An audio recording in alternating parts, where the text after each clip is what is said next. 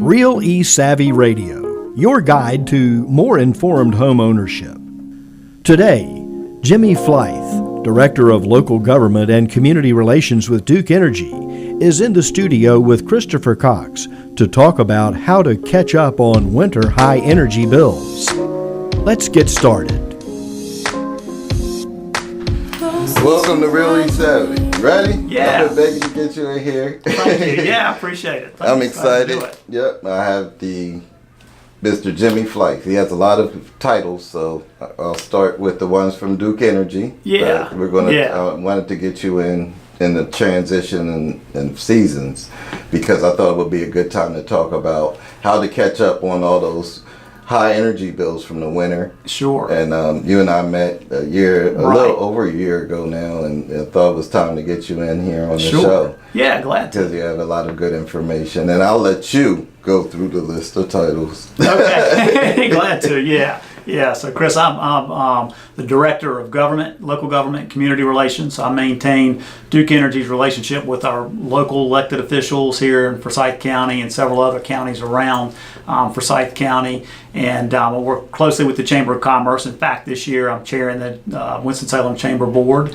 and I also serve on several chamber boards around the region, like Wilkes County, for example, Yadkin County. So I've been pretty engaged in some of these surrounding counties for a while, and been here in Winston-Salem for 25 years and came here as an engineering supervisor. So I've had an opportunity to do a lot of different jobs for Duke Energy. That's a big jump from an engineer has a totally different personality to somebody that's engaging with community and government affairs. It's a different. It is a little unusual. As far as across the company, I think I'm one of our few engineers that do this type of work, local government, community relations. So it is a little bit different kind of mindset, but helps me a lot when I'm having to explain things to customers and the public about why we do certain things and the way things are, because I understand the technical aspects, and hopefully I can do a pretty good job of putting it in terms that the average citizen that's not an engineer can understand it.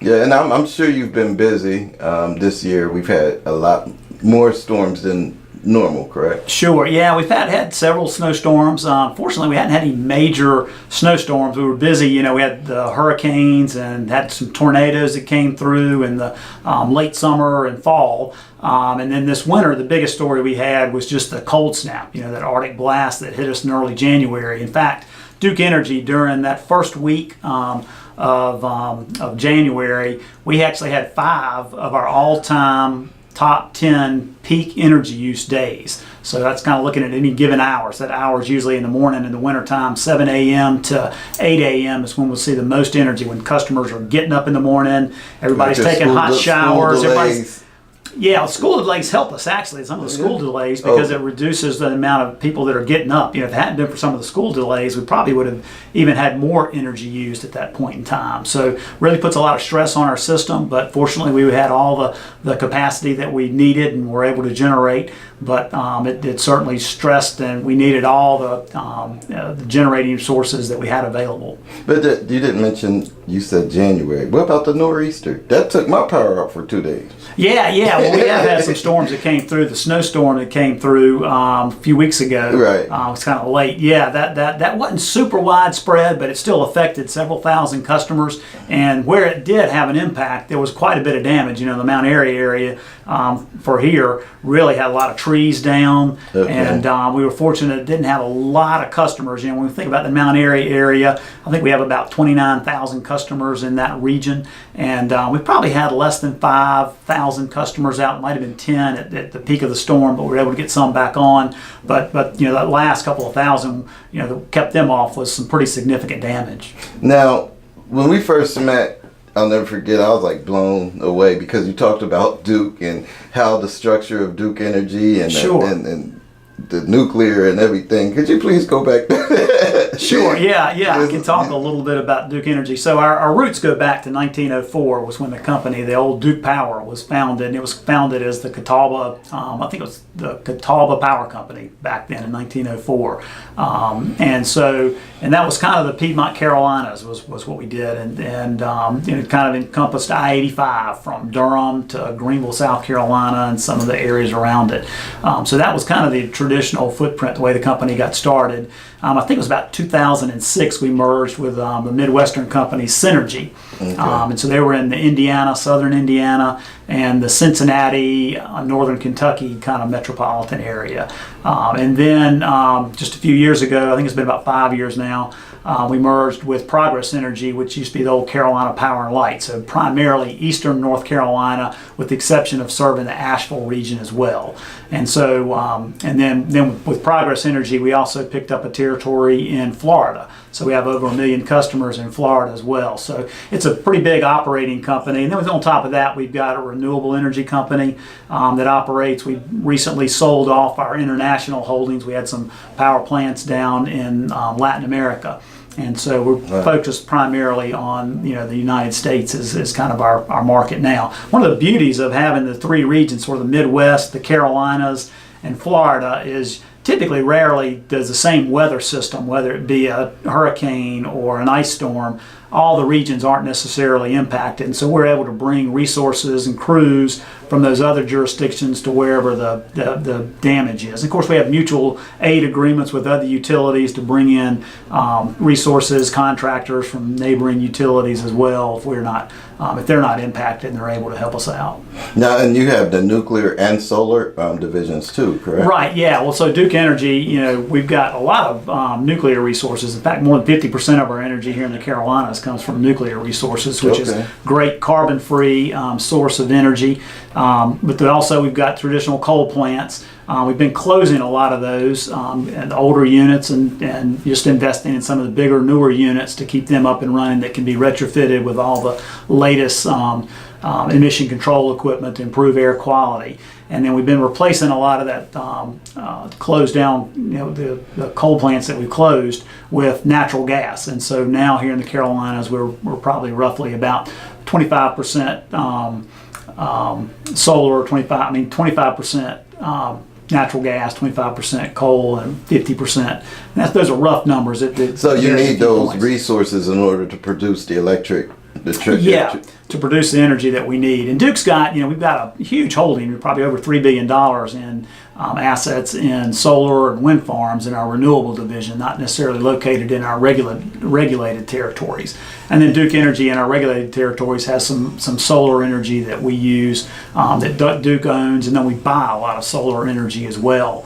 I've heard one of our statistics is back when the eclipse came through last summer, when it got dark in the middle of the day, we lost about 8% of the energy that was being produced, which would tell you that a lot of that was due to the solar energy that wasn't able to produce when the sun went down for that short brief time as it kind of spread over. So, but the amount of energy that's produced by solar overall kilowatt hours, because the sun doesn't shine all the time, is probably in the 1 to 2% kind of range of what we're producing, but it's growing. Okay. Then I have to ask this a personal question. It comes to mind because we are now this.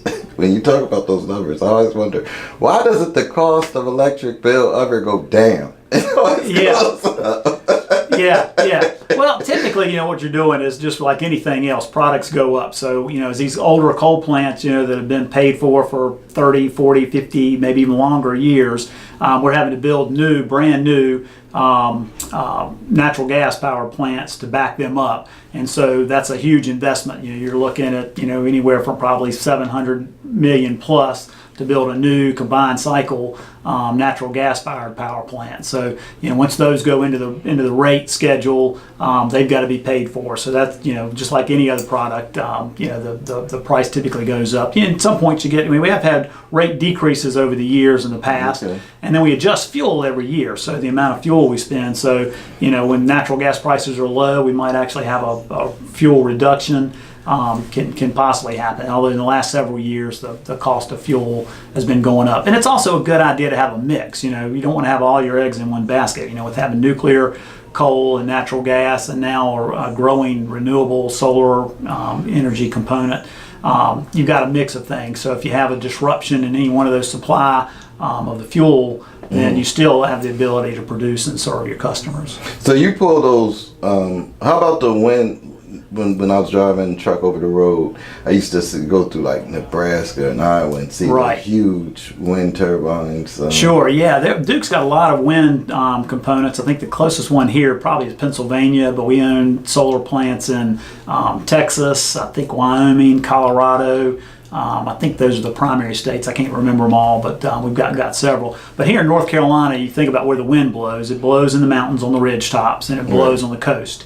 And so there are laws that prevent putting windmills or any other kind of tall structures on our mountaintops here that I think for aesthetics reasons were put in place years ago. So we can't put windmills there. And there are some wind farms. There's one, Duke Energy doesn't own it, but there's a new wind farm down on the coast on land. And then there's a lot of look being done right now at putting solar offshore.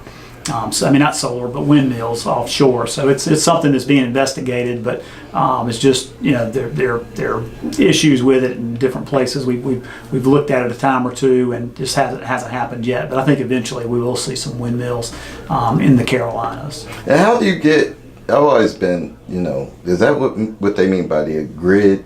When you transfer that, when you say, okay, we have it in Texas, we have windmills, and right. How does that translate to North Carolina? Sure. Well, all the grids, but so Duke Energy in those markets where we got those wind farms, we're selling our electricity that we're generating into those local regulated utilities, just like we are. So we're not producing it for North Carolina customers, for example. But all the grid is tied together in different regions. So if you see a big blip like when the blackout occurred, it's been maybe 15 years ago in the Northeast. We see that load going off, and so the system kind of operates. But we're all kind of tied together. So all those energy resources kind of come in and will feed into the grid, which is typically the transmission grid, the tall lattice towers that you see, and very, very tall steel poles, that sort of thing. So it's all kind of combined. So some utilities, some wholesale customers can buy from other utilities. Maybe they're located here in the Carolinas. They've got the ability to buy from other utilities other than Duke Energy, and then it's kind of regulated through FERC. So we will charge them a wheeling fee to, basically transport their electricity across our lines to, a different customer that's maybe not in their, footprint where they're generating electricity. But it's all kind of, you meter it coming into the grid, and you meter what they're using. So it's probably not exactly the same electricity, say it's being generated in Georgia and being sold into the Carolinas market, but it's kind of all tied into the grid. And what makes that, it's been in the news lately, what makes that vulnerable to, how has that become an issue to national security? Yeah, well, I mean, if you think about it, our economy runs on electricity, and when it's out, commerce stops. So it's hugely important to keep the electricity running. And just like anything today, you've got cyber attacks, and we've got a whole cyber department that's focused on that, and we get lots and lots of people trying to get into the system. So far, we've not, nobody's been able to control the Duke system. I think there have been some stories in different parts of the world, maybe that have had some breaches where some other entities have been able to get in and take control. So it's a serious issue and something we're highly focused on, and have a department that's focused on it. We get a lot of internally a lot of phishing emails where folks will send emails to employees trying to gain access to the Duke system, and so we have a lot of training for employees to make sure you don't click on anything. If you see something suspicious, report it. And so there's a lot of the technology. Yeah, like we were just talking before. Oh yeah, it's amazing with Bob. So wow, they could get in there and actually have an effect on the whole power grid. Well, I mean, nobody's been able to do that yet, and that's because we're trying to thwart it. But there's definitely a concern there, a real concern that we're managing, and fortunately haven't had any breaches at Duke Energy. Well, now let's get back to how this all affects somebody's pocket and what Duke has. And Sure. you talked about the programs. I don't remember the exact name. Yeah, we've got a lot of products and services to kind of help consumers with their energy bills. And be glad to talk a few of those. You talked about the transition going from winter to summer. Correct. One of the programs that we have is called Power Manager. And it's a program where you sign up to let Duke Energy essentially control your air conditioning unit during peak times. And so for 4 months a year, we'll give you an $8 credit. So that's July, August, September, and October. So that's basically the summer months. And so essentially what that program does will allow us to basically turn your air compressor off when energy demand is really, really high and we're having trouble maybe meeting that demand, so we can control your air conditioning unit. And your unit will be off typically 15 to 45 minutes during the course of an hour. Your fan will still work, so it's still circulating air through the house, but the compressor that's really using a lot of energy in an air conditioning unit, we can control. And so we rotate that around from different customers, but we're able to lower that demand energy use because of the customers that sign up for that. I think we have about 300,000 customers that have signed up for that. So, that's $32 off your energy bill a year for allowing that. Now, what you'll experience is the temperature in your house will rise a little bit above and beyond. But doesn't that create a power surge, a need to catch up to that? It will eventually, but what we're trying to do is during peak energy use, which in the summertime is typically from 4, maybe 3 o'clock in the afternoon until about 6 or 7. So you're probably not going to save any energy, because when that peak demand is over and we've got plenty of capacity and we put your air conditioning unit back in the normal operating condition, it's going to have to spend a little bit of extra energy and run a little bit longer to get your temperature back down to what you had it set at. So, but in order for doing that, it helps us kind of meet that peak demand. So, if you think about it, by 5 o'clock, most of the businesses are shutting down that are running 8 to 5, and so the demand is starting to go down, and the temperatures are going down because the sun's going down. So you see, the demand for energy kind of trailing off. So it helps us meet that energy demand. So it's good for that, and for customers allowing us to participate, we're going to pay them a rebate for that service. So do you need, for the consumer, do they need like a specific, because if you're saying you can control the air conditioner specifically, do they need some type of technology within their home? Yeah. So there's a device that we will connect to your air compressor, kind of in the breaker box, that can turn, that basically we can send a signal, and it'll get to your house and turn that air compressor off. Is essentially okay. what So it you'll works. provide anybody can sign up for it, and you'll provide the technology. We'll that come in supports that. and connect it for you. You essentially need to have a central air conditioning unit, because it's got to be a bigger unit that we can access, from the outside of the house. So window units we wouldn't be able to control, but an outdoor, central air conditioning unit is what most houses have these days. There are certainly some that still have some window units, but that's a program that we can participate in. And then another thing that'll help customers save energy bills. All Duke Energy customers are eligible for some discounted LED light bulbs. So an LED light bulb is going to use only about 10% of the energy that a traditional incandescent bulb uses.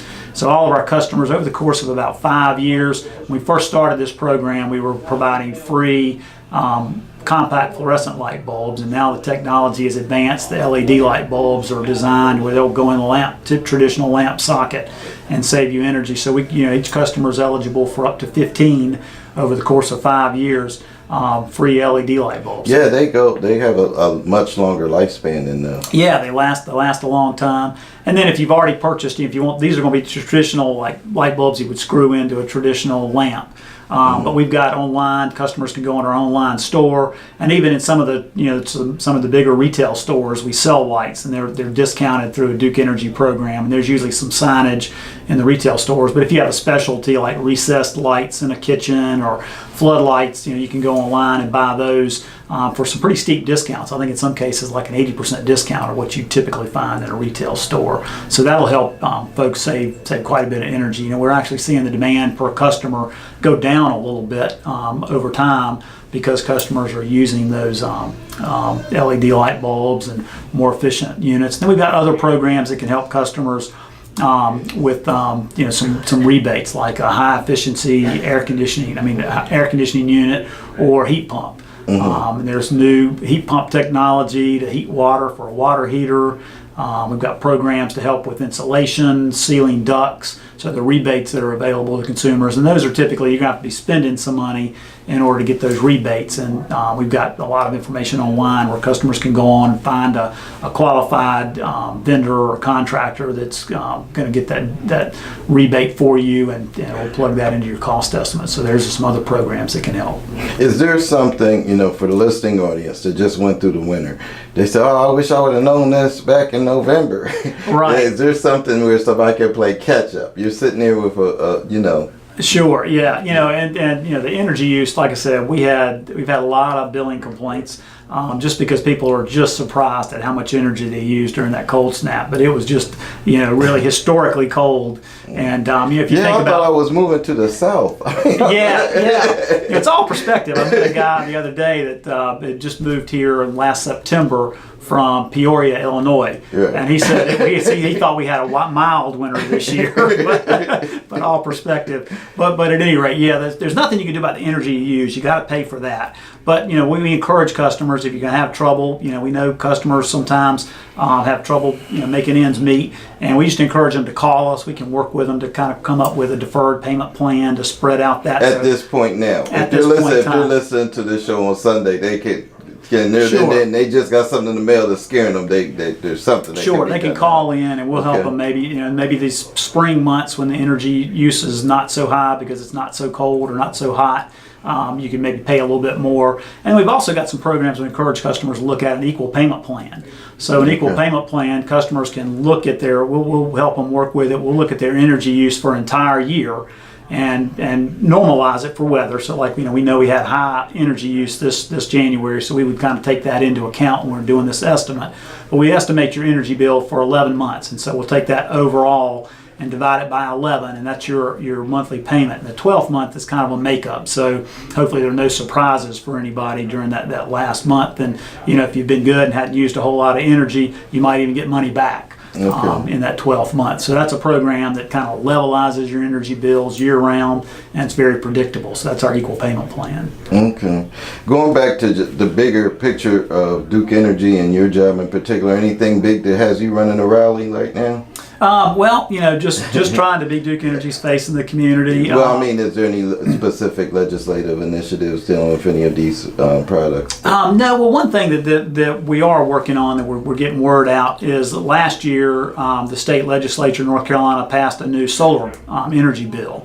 And so in that's going to allow us to provide rebates to customers. So we've got some programs filed with the Utilities Commission to provide rebates to residential, commercial, and even nonprofit customers. For a residential customer, you can get 60 cents a watt for your solar panels. And so for a typical, maybe $15,000 to $20,000 solar array that you might put on a residential house, maybe up to $4,800 rebate to help with that cost. And then you couple that maybe with a federal tax credit, can really make solar affordable for a lot more people.